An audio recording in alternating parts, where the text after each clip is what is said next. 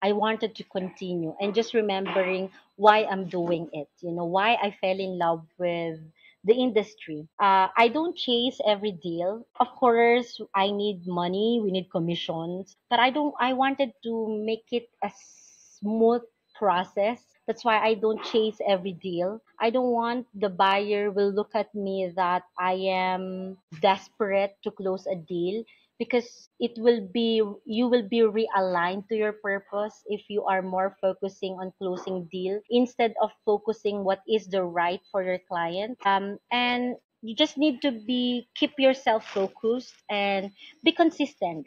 I mean, I have a friend of mine told me that you just need to be consistent. Who'll never know? Like maybe one day when you are using the elevator, you will meet the ultra wealthy man and buy penthouses, full buildings. But you just need to really continue doing it and be consistent.